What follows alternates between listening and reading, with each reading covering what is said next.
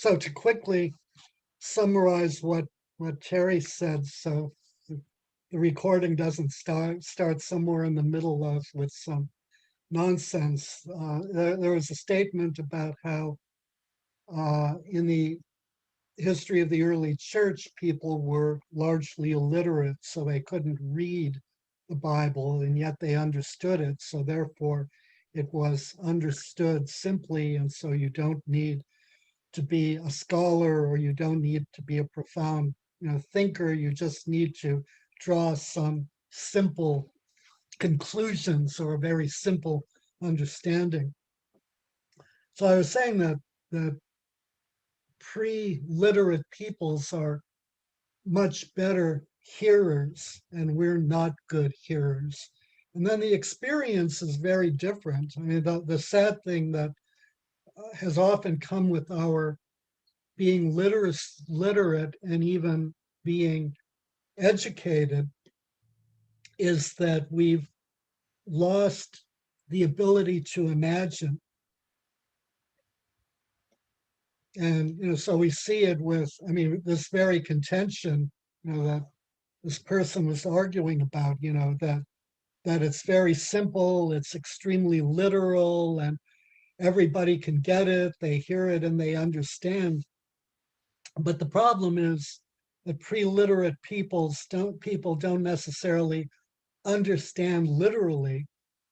They understand often imaginatively. And we've lost that element of imagination. And particularly, in evangelical fundamentalism, the element of imagination has disappeared. So an important element of the mass and of gathering together as a church in the early church was, to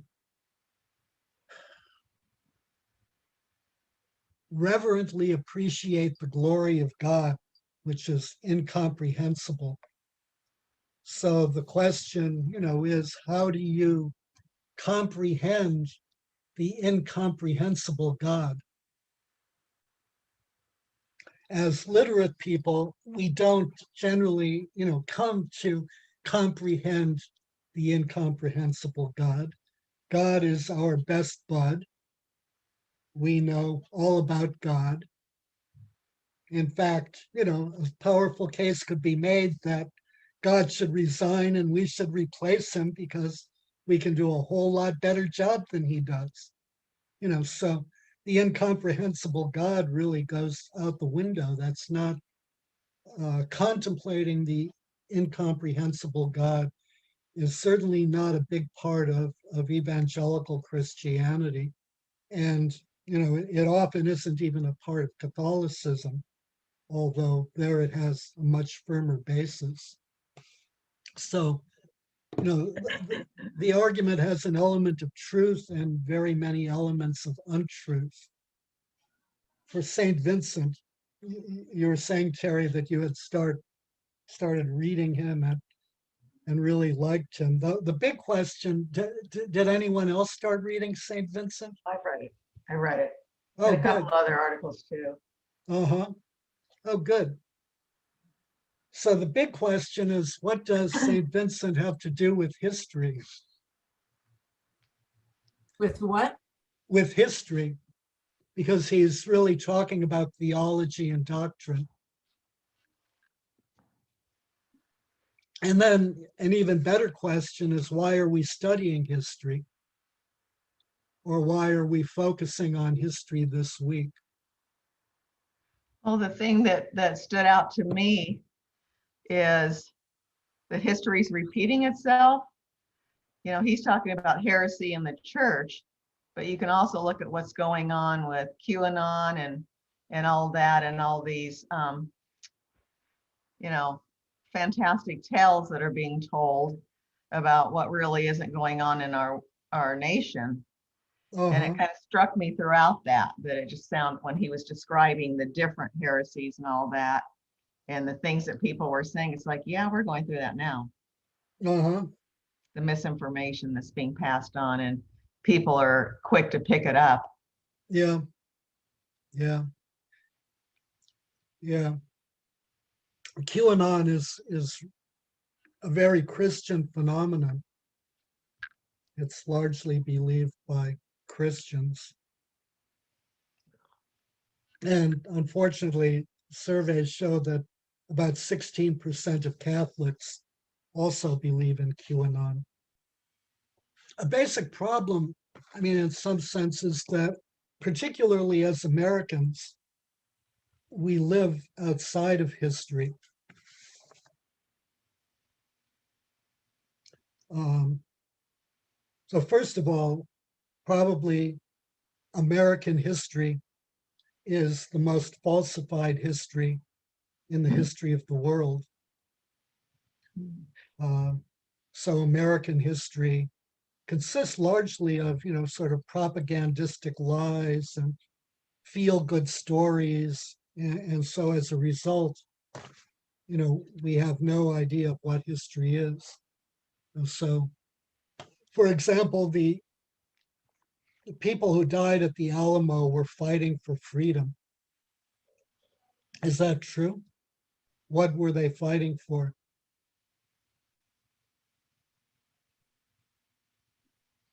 Was it economic? I can't remember, but I do. They were fighting for slavery. Yeah. The slavery was, at that point, Texas was part of Mexico. The Mexican government had was in the process of centralization from a fundamentally decentralized state. Slavery was illegal in Mexico. And so the centralization would have meant the abolition of slavery. So that freedom that the defenders of the Alamo were so valiantly defending was in fact the very absence of it. They weren't fighting for freedom at all.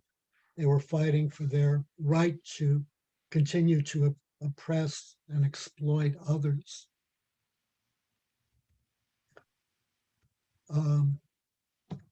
Christopher Columbus was in search of a water route to India and came across the New World. Is that true? He didn't land in America, in our America. He landed probably in Haiti. Yeah. So was he looking for a waterway to India? Yeah. He was trying to prove that the world wasn't flat, right? No, he wasn't trying to prove really No. anything. I know there was something about the spice trade. No, So it wasn't the maybe- spice trade either. His concern was colonization.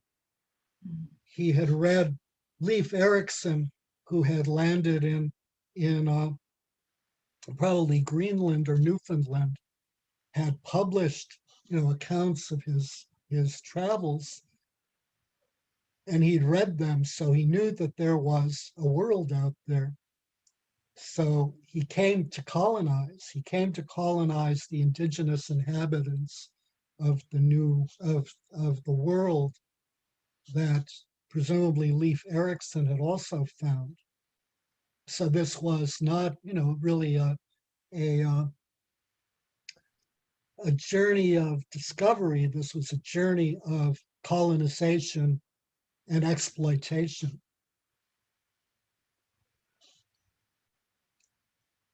Similarly, a day that will live in infamy. Why will the day live in infamy? For Columbus? No. Pearl Harbor, the day that will live in infamy. Oh, yeah. Yeah. Why will it live in infamy? All it did was destroy. Well, it will live in infamy because it was a horrendous sneak attack, Mhm. right? But it wasn't a horrendous sneak attack. not only was provoking it an important part of American foreign policy, but the progress of the Japanese fleet toward Pearl Harbor was followed. And to prepare for the attack, a large part of the American fleet was absent from Pearl Harbor because it was known that the attack was coming. So it wasn't a sneak attack at all. The motivation, which is, one can defend, is that the Roosevelt recognized that viewed the major threat as Nazi Germany, and recognized obviously that Nazi Germany was overrunning Europe. But the problem was it was impossible, would have been ordinarily impossible to declare war on Nazi Germany, largely because of the large number of German American population that was pro-Nazi, and also that a large number of industrialists, like say Henry Ford, for example, were also pro-Nazi. So there was extensive support for Nazism, so that a declaration of war against the Nazis was out of the question. So the only alternative that Roosevelt and his advisors could come up with was sort of accomplishing it by the back door by provoking a Japanese attack on Pearl Harbor, which could then be used as a reason to both declare war on Nazi Germany and Japan, as well as appeal to everyone's patriotic fervor. And in that way, focus on Germany. As you notice that what happened is that the major focus was on Germany until Germany was defeated, when attention began to shift to Japan. So those are three lies, but our history is filled with them. So we don't live in history, and one of the ways that's reflected is that we forget what's happened one day to the next, right? So, a really good example is Trump, removing all of the obstacles on business that were imposed during the Obama era, right? And why were they imposed during the Obama era? Because the housing crisis and the subprime mortgage crisis was a result of the fact that there was no regulation. And when business is unregulated, it behaves in very unethical ways. So that somehow is forgotten in the course of only a couple of years. And we then allow business to run unfettered. Why are these lies allowed to fester and just sit there? Because American history is fundamentally propagandistic. It aims at and the really, it's particularly true. I mean, it's much less true in college, where real history is taught, although there's now an attempt to suppress that. In Florida, there's an attempt to ensure that college level curricula are subject to approval by the relevant Republican bureaucrats. But it's true above all in elementary and high school, where you want everyone to feel good about America, You want everyone to be proud of America. You want to infuse everyone with patriotism. And so, I mean, it's very much like, the objection to, the study of racism in American society, and especially, the study of systematic racism in American society. That makes America look bad, and, America isn't bad, so we don't want to do that. So it's better to believe in a lie than it is to pursue truth. That's, fundamentally. So history is one of the few areas in which, I mean, if you learn math in elementary and high school, it provides a basis if you know, choose to pursue math in college. That's not true of history. Well, that's kind of, in a way, explains what the readings we read were all about. Why it's important to adhere to the truth in history. In this case, the original Word of God, Right. and try, by the fathers of the church, and those holding fast to the word versus letting it get perverted, and people deciding to go away from it because it didn't suit what they wanted, and they left the Word of God to create their own ideas. And so that's the one thing that has kept the Catholic faith alive and true all these centuries, is because of the way it's structured, so that we hold on to the truth. We don't just decide when it's inconvenient and find a way to change it. Yeah, because otherwise, if you're just using the Bible, they talk about in these articles. I tried to get some shorter ones that probably didn't have the depth, but everyone interprets it their own way. That's the problem with the heresies. You get these people who decide, wait a minute, Right. Yeah.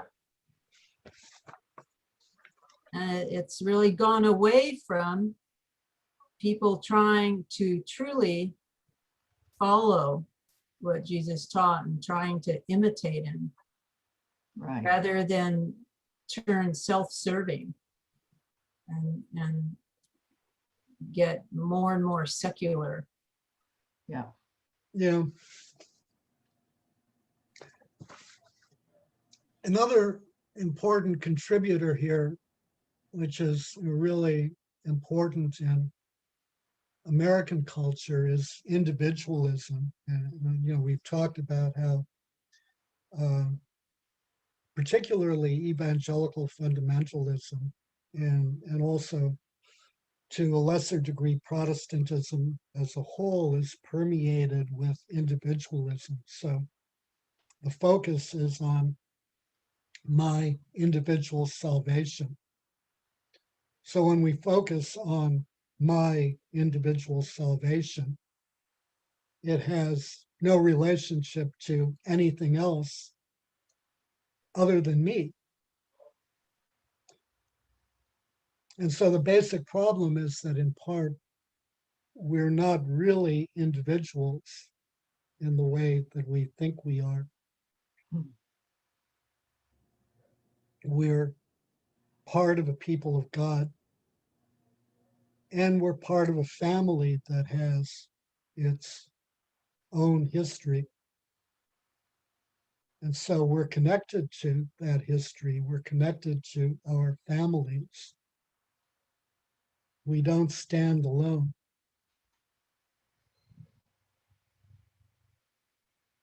And so when we imagine ourselves to be,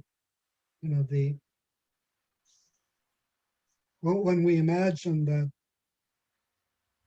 salvation is fundamentally about whether I am going to heaven all of those connections get severed and they're lost.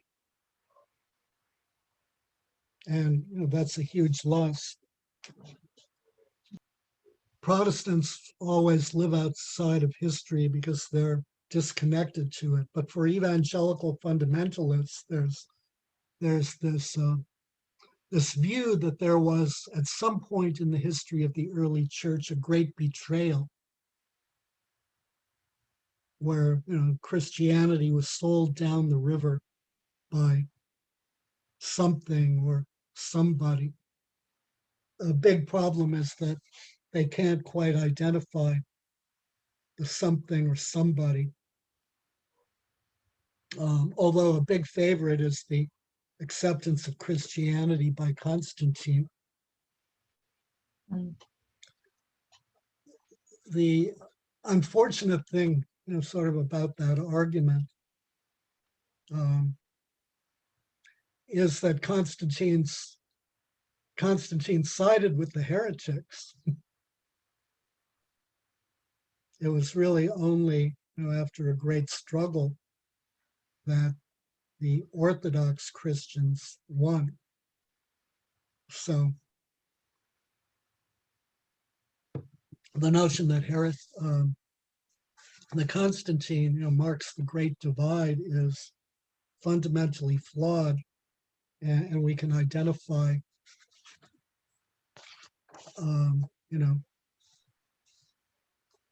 nothing else that serves as a really good candidate that is historically valid. What I want to do quickly, hopefully quickly, before we sort of get into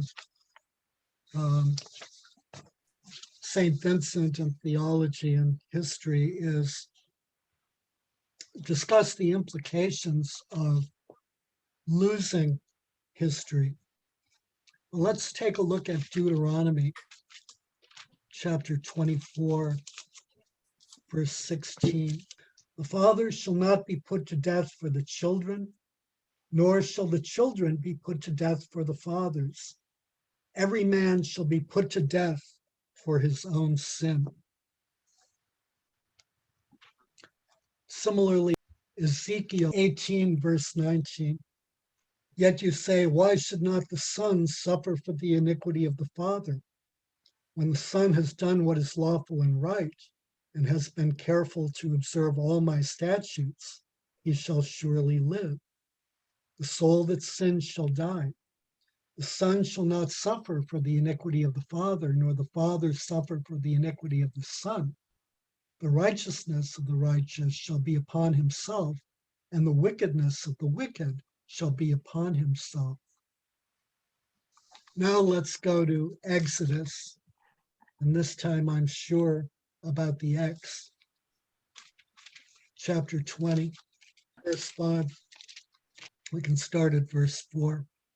You shall not make for yourself a graven image, or any likeness of anything that is in heaven above, or that is in the earth beneath, or that is in the water under the earth. You shall not bow down to them or serve them. For I, the Lord your God, am a jealous God, visiting the iniquity of the fathers upon the children to the third and the fourth generation of those who hate me, but showing mercy to thousands of those who love me and keep my commandments. So is there a contradiction there? I think God's putting an onus on people passing down the faith. So that if they pass down the faith, they won't be evil. Mm-hmm. If they do it directly. I mean, we've gone through with this Bible in the year, all sorts of examples of, this king died, but the one who took over was a good king. Nope, the next one was a bad king. But yeah, just the idea that you're passing on faith, you're passing on history along with the faith. Right. To learn from the history. And what that means is that you're also passing on sin. So, True that. Yeah. So the iniquity is visited upon 3 and 4 and however many generations subsequently, because they've committed the same sins and they've Mhm. inherited the same sins. Yeah, That sinfulness is a part of their history. yeah, So that ultimately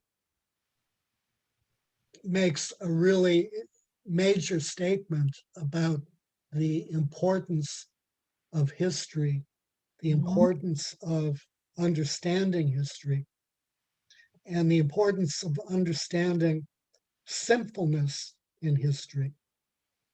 Because if we don't recognize our sinfulness in history, then we will be judged accordingly. So that's, I think, a really important, sort of lesson to internalize, and um, a really important reason to kind of resist the current reinforcement, the curtailing of academic freedom, the view that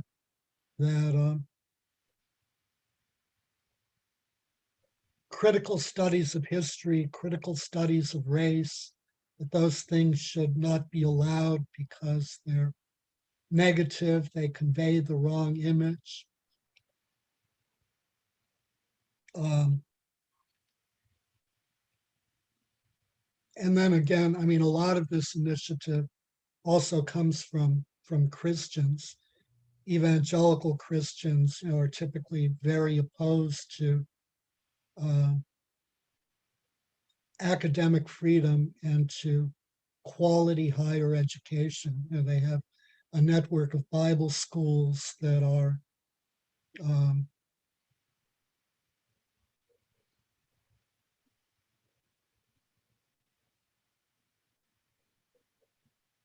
jokes, and even they're sort of higher end things like Dallas Theological Seminary are poor, and then of course there are evangelical universities like Liberty University, which is a gross misnomer. The Liberty part, the university is too, but never mind that. Some of those views have even permeated into Catholicism, where there's sort of suspicion of higher education and secularism, and how secularism is going to taint everybody. And do you really want to send your children to, a secular university where they'll be exposed to corrupting influences and, sort of be taken over? Um, which is profoundly short-sighted, and ultimately really assumes that to be useful, knowledge has to be propagandistic. And so we end up returning to untruth as the basis for our faith. So, I mean, so this is really a serious issue. I mean, where history is ignored, sin is ignored. And as Paul points out, the consequences for sin are death. Hell is real. There's, that's foundational. It exists. People go there. Sin is real. When you don't recognize your sin, you can't repent of it. And that leaves open really a profound question about what happens when you stand before God in final judgment. The sad thing for all these people learning, these people going to these universities, is that they don't realize that the people teaching them have strayed so far from the word of Christ and what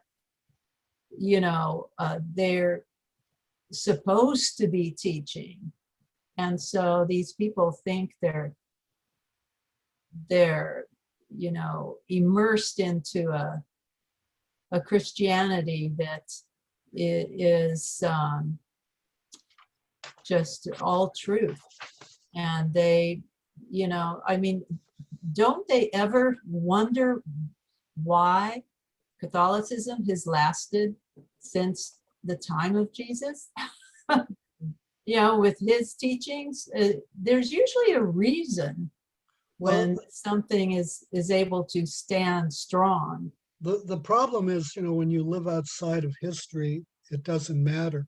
I mean, you don't think of it because, that's not even a question Yeah. that gets raised. Yeah.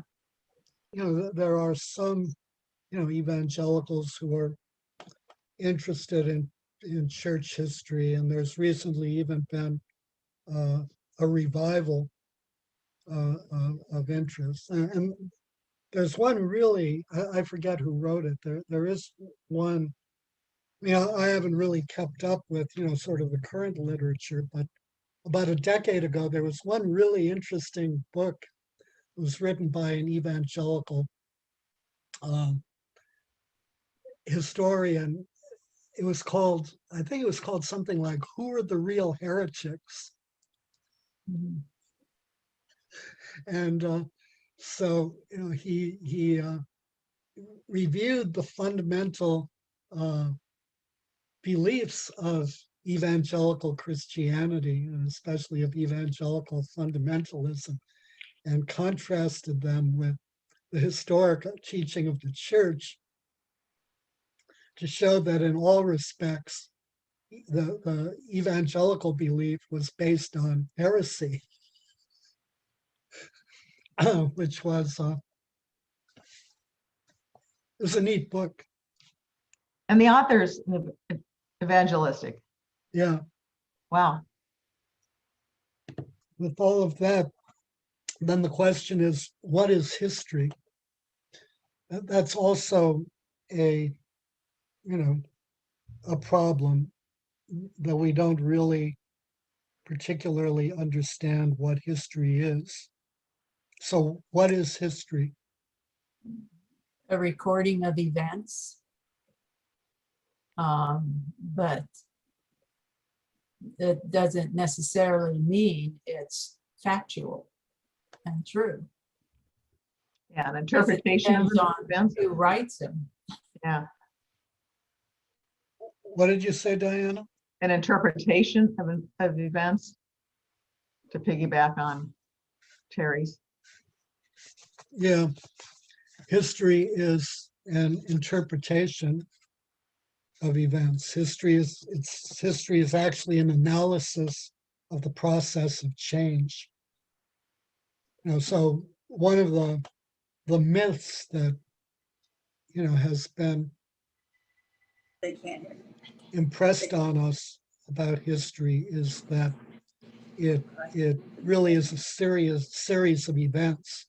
So this is a historic event, right? I've witnessed history, but that's, strictly speaking, not exactly true. History is the analysis of the process of change that's expressed in events. So events serve as the raw data for history. But Well, from that comes, I guess I'm sorry, I was just going to say, I guess a recent event that could be a future example of history written would be what really happened January 6th. Depending on who's writing the events, people in different school of thought and kids being raised are going to grow up with totally different ideas. right, that's true, right. Yeah,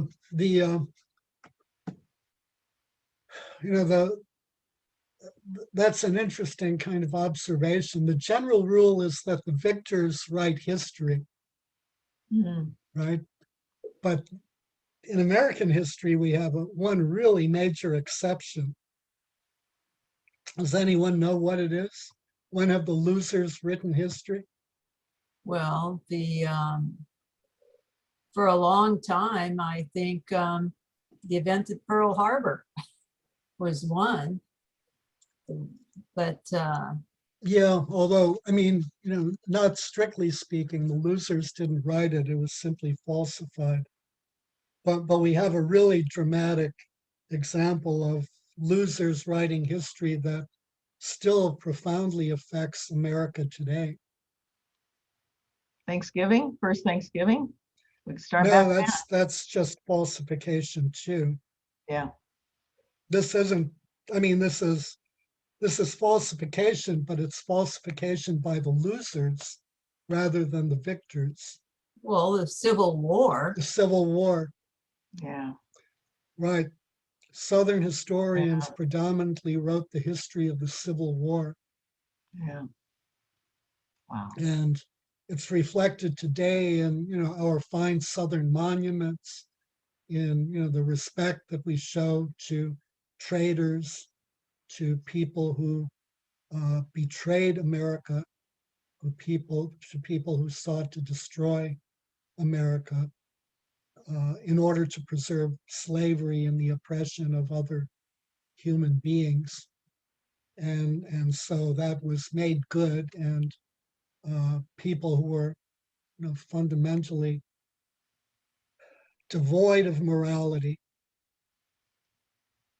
devoid of compassion, devoid of a belief in human dignity, are glorified and put on pedestals, and statues are erected for them. And now it's become somehow criminal to get rid of their statues, which should never have been put up in the first place. And then also the whole myth that the war was about states' rights. And so the interesting thing is that in all probability, the Confederacy could very easily have won the Civil War if they didn't have to leave large numbers of troops in each state to protect against slave uprisings because they were so popular. So states' rights doesn't really seem to be the real issue. We end up with falsified history. We end up with history as being a view of disconnected events.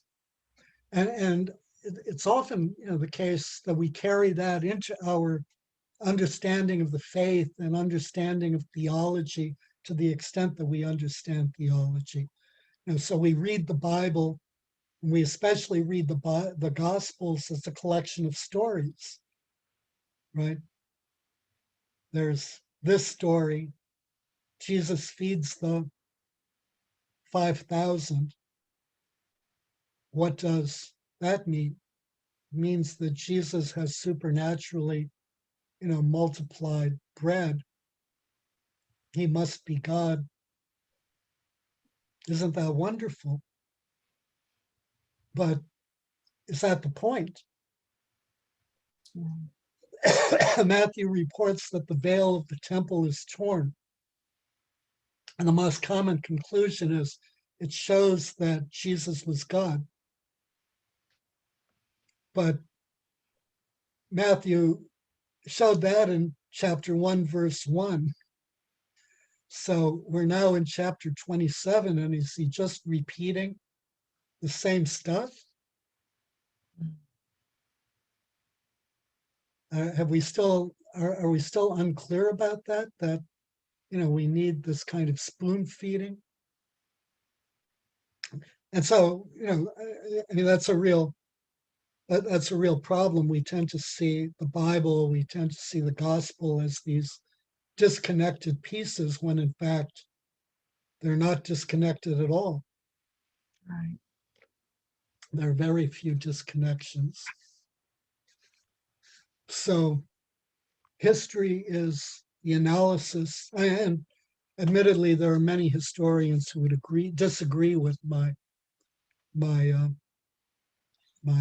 definition of what history is. I was trained as a Marxist historian, and Marxist historians are always analytic historians.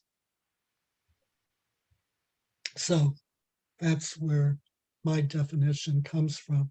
But it also really, in many ways, is inspired by St. Vincent. Hmm.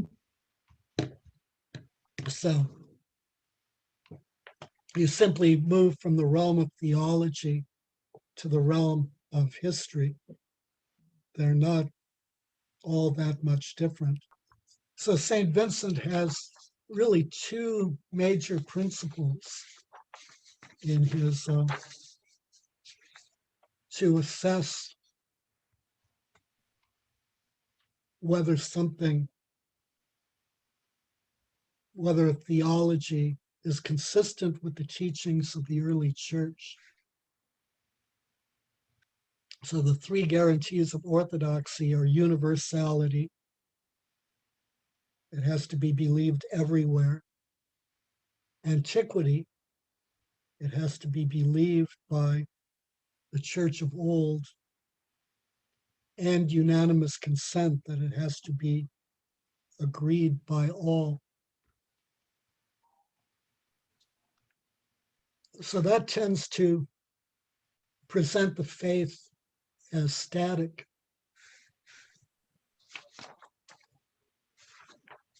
But the faith is not static. Vincent argues that the faith is very dynamic. The faith is living. So God is infinite and incomprehensible. It's the responsibility of the faith to express the truths about God.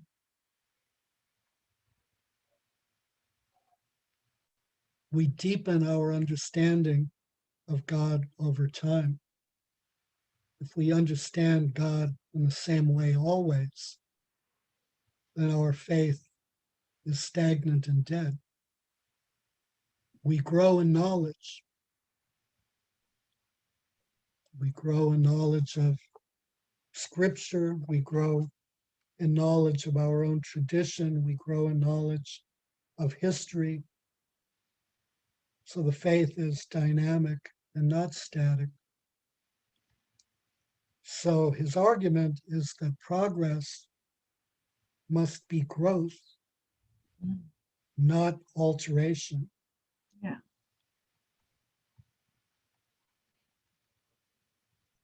Yeah, it's interesting. The more I've been realizing how complex the Bible is, especially the Old Testament, I've been learning a lot through you, Ron, and this Bible in Ear series that has helped me really understand much better the complexity in just everywhere throughout the Bible. You have to, you know, as often as I've just read it from the beginning to the end, you know, and not, you really pieced it together. You know, there are so many books that that explain the same time in the history with what's going on. Yeah. And they all, yeah, and they all come together. And you realize, by seeing that, you realize just that much more, how important it is to follow the word of God. I mean, how important it is to really have the faith and believe it and follow it, and how important it is. And you know, it helps you understand the New Testament so much better. And it just, how it's beyond me to think how over these centuries, how people who would have been so devout and focused on following that, you know, how it could have gotten so deranged into what Christians think it is today. It's like, I don't know. I don't think so many of those Christians really do read and understand. Well, I know they don't understand the Bible, but I don't think they probably even read it. They do read it. Well, gosh, They do read it. I mean, the problem, You know. is that,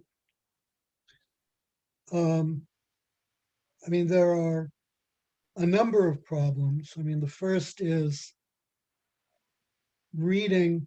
So, so I mentioned earlier that oral people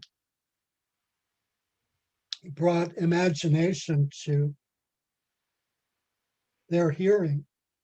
So you listen and you imagine And visualize. and Right. visualize. Just words, yeah. Yeah. Well, So we've got mass. Oh, go ahead. Go ahead. No, go ahead. I was going to say, we've got the contextualization of the Bible within the Mass, Uh-huh. where you've got some themes that are, with some continuity. And we just in the Bible in the year finished Baruch. It's like, how could that be one that was rejected? It's like, wow. Because there were some things, and I don't have my notes from that in front of me, but there's some things I thought, oh wow, yeah, there's nothing here that I could see why it would have been rejected. But and we've got different parts of the Bible in our Mass too, and the Mass is a living thing. It's not just reading a story and recapping or Right. interpreting it your way. You can see the whole continuity of salvation history. Right. Mass. Right. And that's just made that much more stronger for me, Yeah. between this and that. Yeah. Right. Yeah. So, in contrast to that, especially when, we read literally, unlike, the illiterate peoples, we're not reading with visualization and imagination. And then often, there's this focus on I'm reading for what God has for me. Mm-hmm. Somehow there's a message for me in here. And, sometimes there is. I don't think I would deny that, but that's comparatively rare. I, for myself, I have never picked up the Bible and read to get the message for me. The message applies to all of us because it's the Word of God.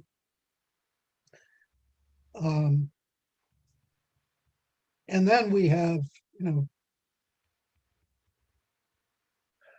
the New Testament draws profoundly on the Old Testament. Yeah. So, if you really are reading the New Testament, you need to read and understand the references in the Old Testament that it's drawing on. But typically, when you're just reading the Bible, you don't do that. And so that's for New Testament readers. Then we Yeah. have, Well, go ahead. then we have among, some evangelicals, the Old Testament readers.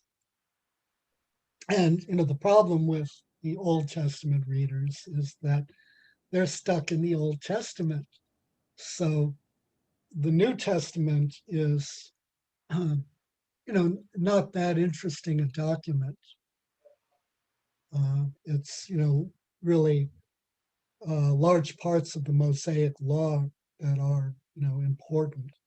So Yeah. Seventh-day Adventists fall into that category. We have Sabbath worship, which starting in the early history of the church was considered a heresy.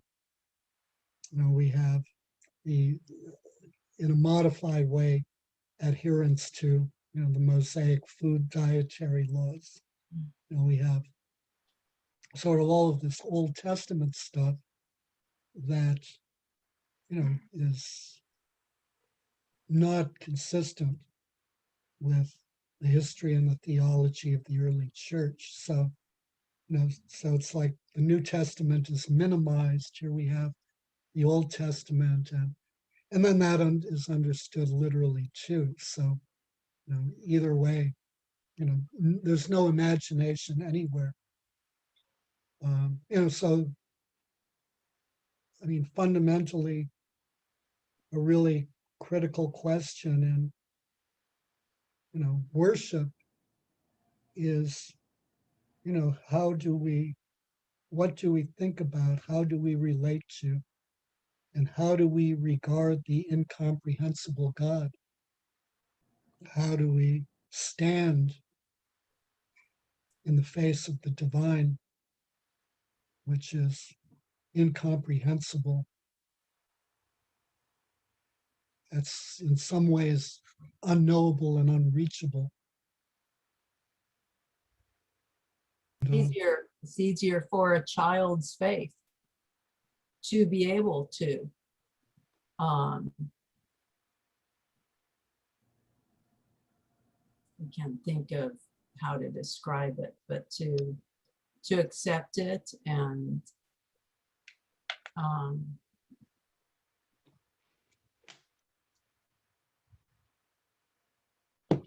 I mean, you just have to ignore, I guess, in a way, you have to ignore everything that's thrown at you as an adult that makes you think and doubt and question if it doesn't meet, what you're able to understand, Mm-hmm. and adhere to the true belief, which is the faith Yeah. of an innocent. Right. Yeah. I mean, we should always and at all times approach God with awe and wonder, Like a child. Yep. like a child. Yeah. Yeah. And recognize that God is God and we're not. So back to history. So, I mean, we saw a glimpse of, sort of, or, armed with St. Vincent's tools, we in looking at last week at dispensationalism, we can see the problem of dispensationalism.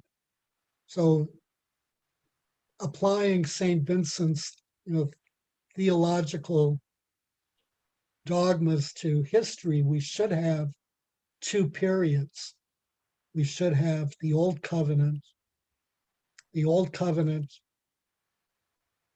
gave rise to, generated the conditions for the New Covenant. The New Covenant grew out of the Old Covenant. And the New Covenant period, the church age, will continue until the second coming. Within the history of the church, although we can expect problems, as Jesus pointed out, we can expect the wheat to be mixed with the tares. We can expect some great sinfulness. We can expect ebbs and flows of the faith. We nevertheless should expect there should be great continuity. So the sinfulness within the faith is really important to fully understand and examine, never to sweep under the rug, because the sinfulness of faith destroys the faith of non-believers, and it destroys the faith of the faithful.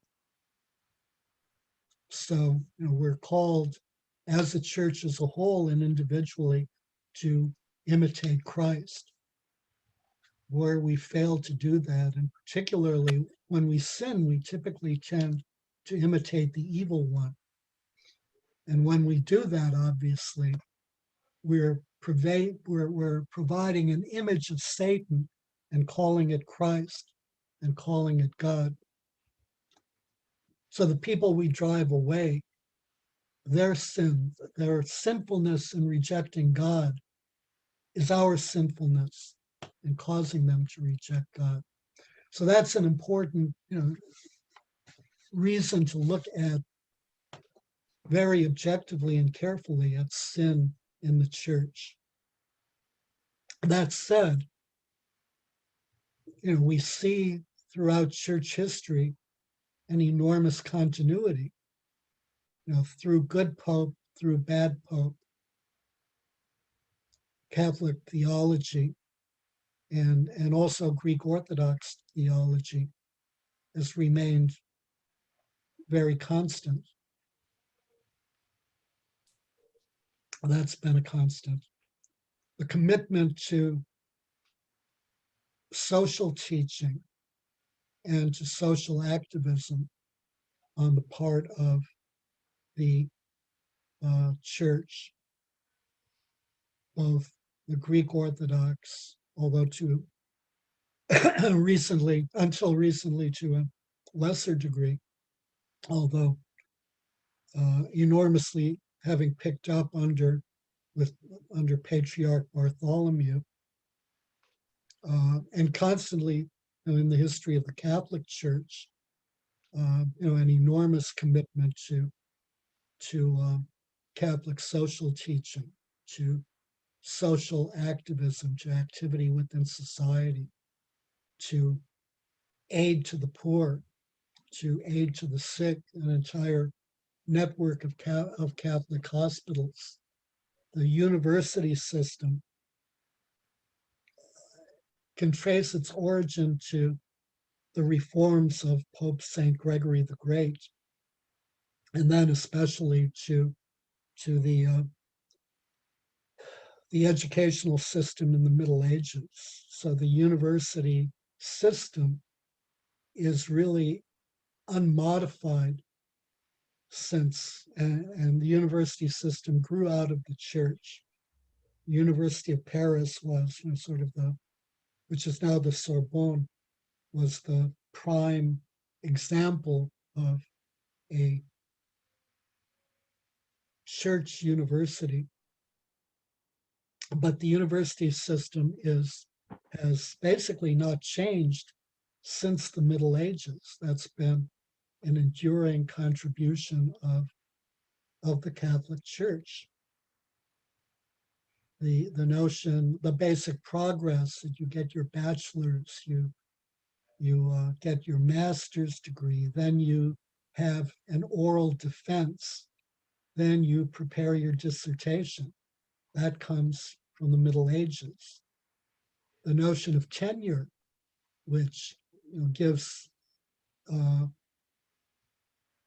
well-established faculty members the right to their position and therefore the freedom to teach the truth, comes from the Catholic university system.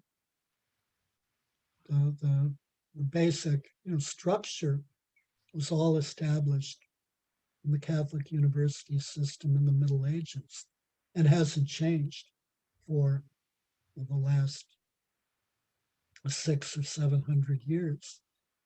So that's a major accomplishment. We 700 years from now, if our planet survives, we are not going to see a similar contribution from Bible colleges. Then also focusing on the whole Jesuit notion of educating the person. You learn, the goal is to not only learn about faith or religion or theology, it's to become a knowledgeable, well-rounded person, to know things outside of faith, not narrowly focused, but broadly focused. And so liberal arts are an expression of that. And that again comes from the Catholic tradition, although, it's hotly opposed by evangelicals and even some Catholics. But that's another really fine accomplishment of Catholicism. So despite,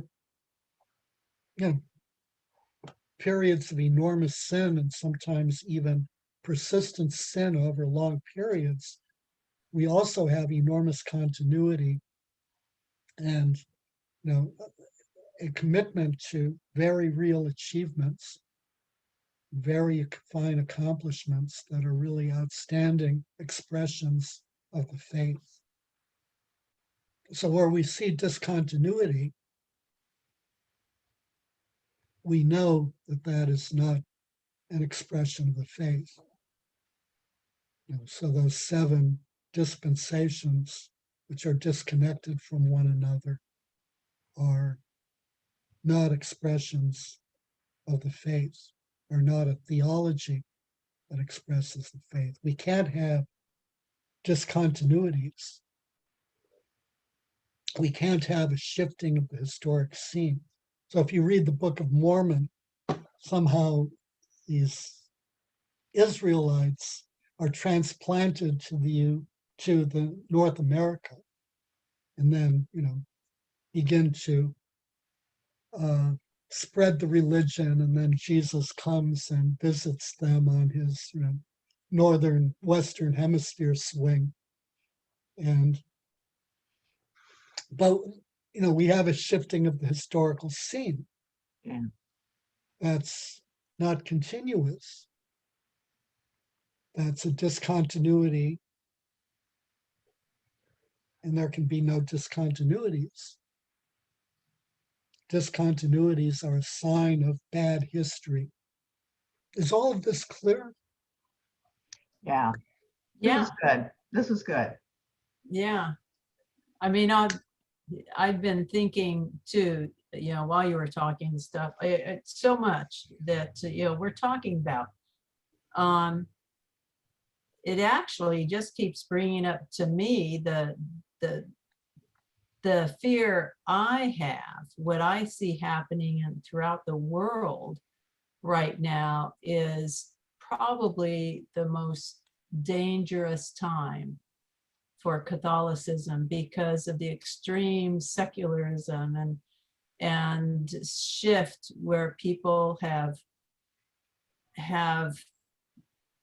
turned away from God and religion in such a strong way to be able to live their lives the way they want and not think that there's an authority that they need to answer to, and they just have created excuses to defend their created beliefs.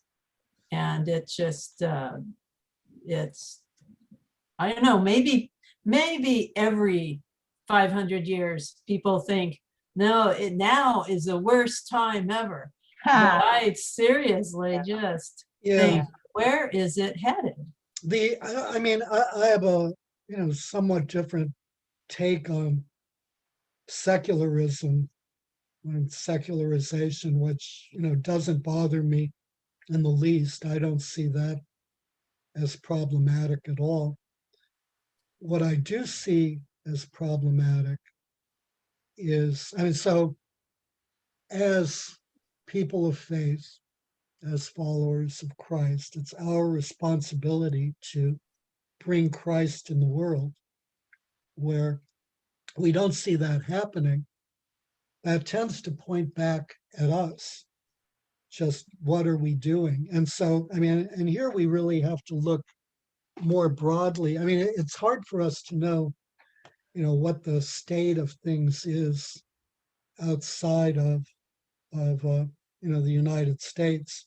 We get some glimpses, say in Ireland, where there has been scandal after scandal after scandal that has discredited the the church, and we also, don't see the enormous outpourings of faith in China, in Africa.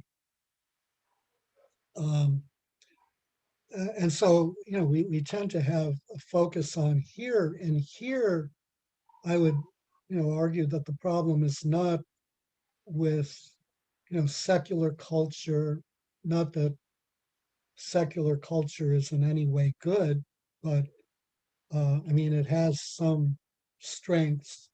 I mean, but the problem is looking at American Christianity as a whole, one, that we're profoundly divided. And, as Catholics, we're a minority and always have been a minority. So, assuming that as Catholics, we are unified, even so, our voices would be blunted more than a bit, sort of a voice crying in the wilderness. So we're surrounded by, other Christians, other denominations, the denominations that are most like us, particularly the Anglicans, the Lutherans, have been, in sharp decline. The Calvinists have also been in sharp decline and themselves have been sort of, I mean, some Calvinist denominations have been sort of affected by evangelical fundamentalism. And I'm not saying that we have a lot in common with Calvinists, but I'm saying, that there is some commonality, but, even they are dying. And so in America, over the last half century, the major growth has been in evangelical fundamentalism. And so, if you're a non-believer and you look at American Christianity, what do you see? First of all, you see a major commitment to racism, particularly in the white church. It's just intrinsic. You see a very selective view of what's evil and what's not evil. And it's really come to, a head with, the definition of, or the creation of alternate realities, and to, support for Trump. I mean, it sort of looks as if, despite the January 6th uprising, that very few supporters have turned away. Most have doubled down, very much like the Republican Party has largely doubled down. So people who are ethical are like Liz Cheney, Adam Kitzinger, John Bolton, who I would never have considered ethical in the first place, but I have to admit, I respect the guy, however much I might disagree with him. But so we have a Christian church that largely has, supports Trump. He was God's candidate. He's done, more than any other previous president for Christianity. And at some level he has, if you understand Christianity to, have these checkbox items, like we should be able to pray in school, we want conservative justices on the Supreme Court, although that's not strictly speaking a Christian item. It only is because Christians tend to be politically conservative. Yeah, We're opposed to abortion. But then, has anyone read Dr. Faust? Dr. Faust? Goethe's Faust? No. Faust makes a deal with the devil, and the devil will give him whatever he wants. Oh, that's, yeah. So here we have a deal with the devil. So we get opposition to abortion. We also get intensification of global warming, right? All environmental limits are basically removed. That potentially threatens the lives of 8 billion people. We have support for war crimes. Not only were 3 war criminals pardoned, but it became a crime to investigate an American of a war crime.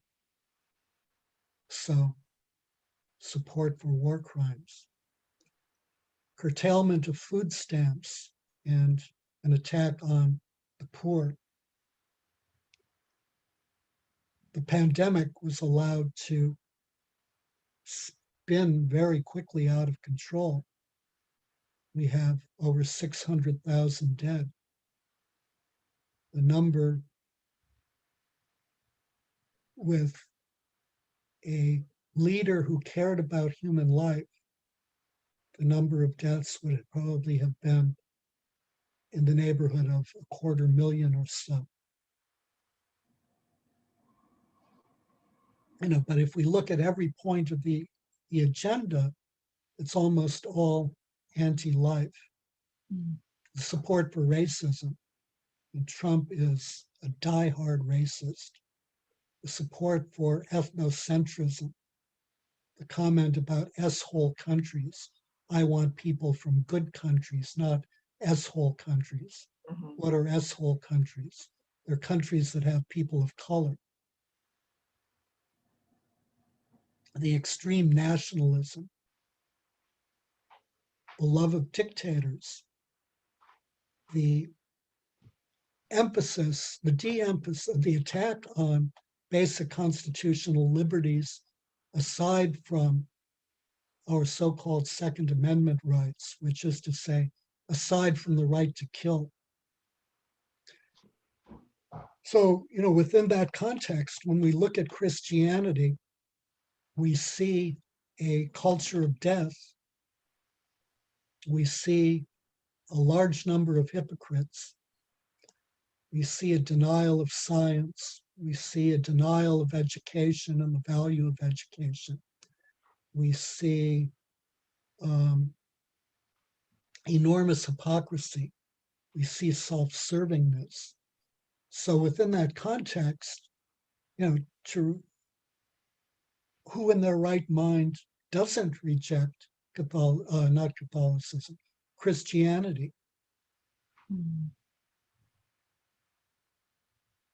And so that's the real problem. I mean, it's an internal one that I think, that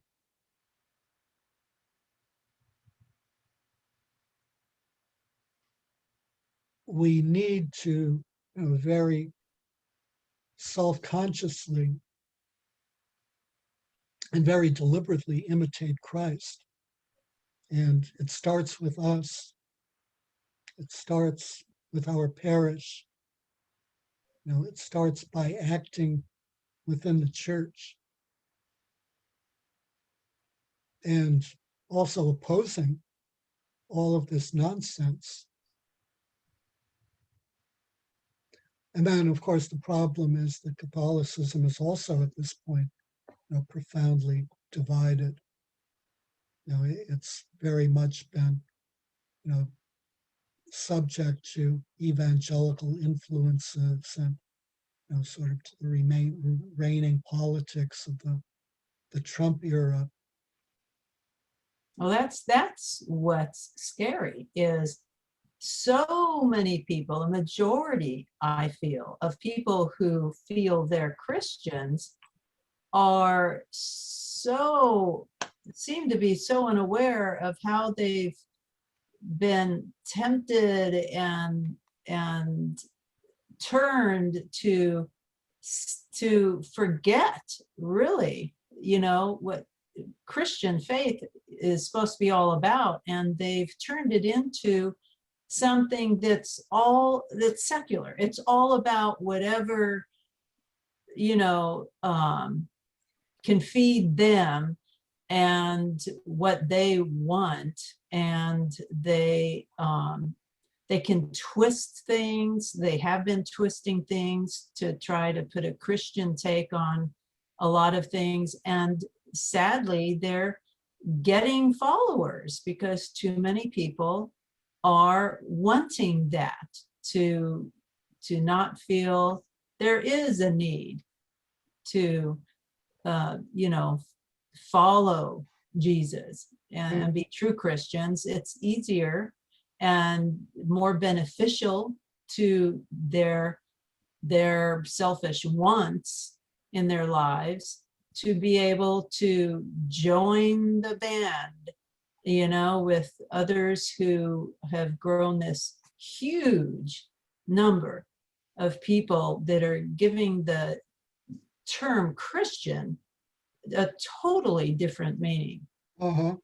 And it just it seems like it's on a whirlwind and like a runaway train. It's like, Mhm. how do you stop it? Right, it is a whirlwind and it is a runaway train. Yeah, and so going back to history, the problem is that they live outside of history, so there are no boundaries. Right. There's nothing to limit anything. It all The is balance yeah.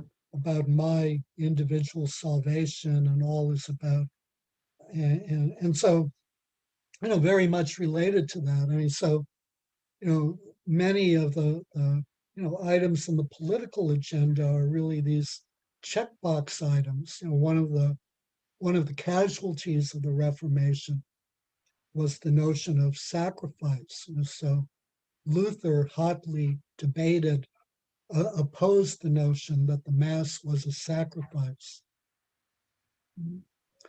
And so sacrifice goes out the window. But the problem here, is that we're called to be a people of sacrifice.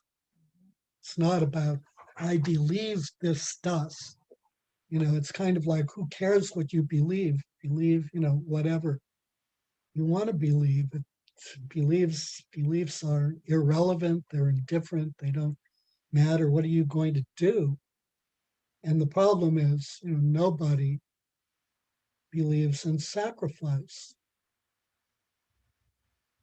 So everything becomes self-serving in some way.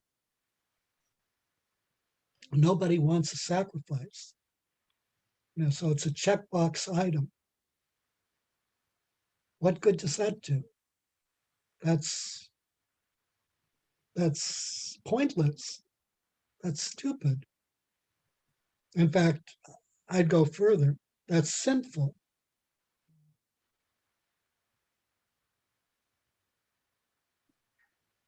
This, very, very badly derailed. How do we reflect Christ in the world?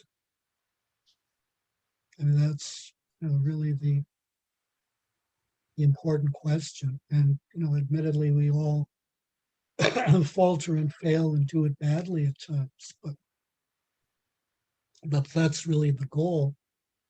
And that's something we should always be aware of. And unfortunately, we've gone well over time again.